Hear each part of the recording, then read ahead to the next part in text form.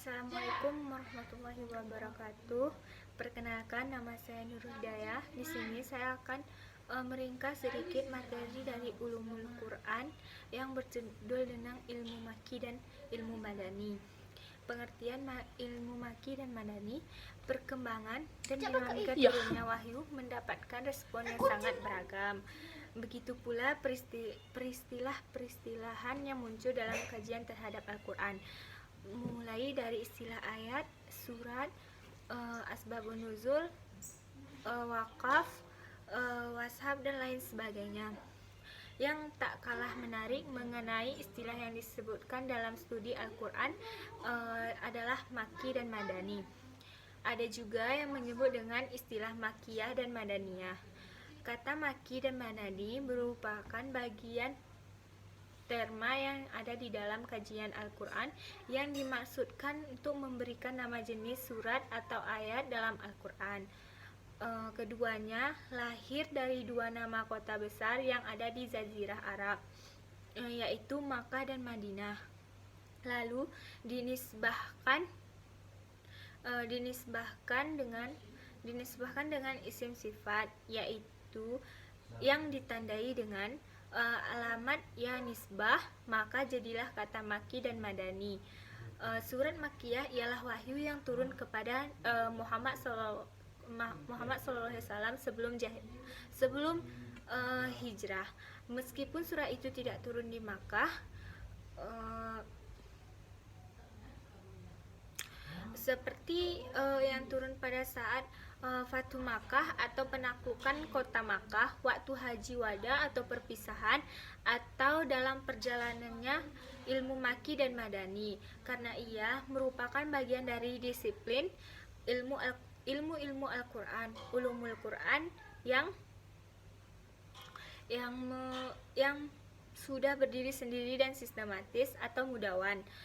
Sebagai salah satu dari cabang ilmu lainnya, ilmu ini mempunyai keunikan tersendiri karena menerangkan dua fase atau periode penting turunnya ayat atau surat dalam Al-Quran, yaitu fase Makkah dan fase Madinah. Begitu pula sebaliknya.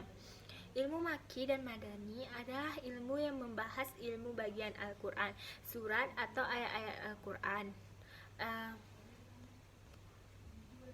Surah atau ayat-ayat Al-Quran, bagian yang madani, baik dari segi arti dan maknanya, cara-cara mengetahuinya atau tanda masing-masing, maupun macam-macamnya. Sedangkan maki dan madani sendiri adalah bagian-bagian dari Al-Quran, di mana ada sebagiannya termasuk maki dan ada yang termasuk madani.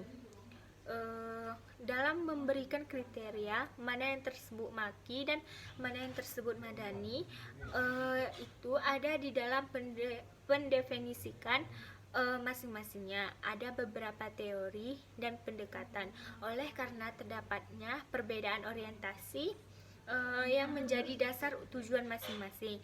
Dari sekian banyak teori dan pendekatan yang digunakan untuk menemukan antara surat atau ayat dalam Al-Quran yang dapat dikategorikan ilmu maki dan madani, dapat diklasifikasikan dalam beberapa hal. Yang pertama, teori malahazatu makani atau teori geografis. Yang kedua, teori mulahazat. Yang ketiga, teori malahazatu. Dan keempat, teori malahazatu.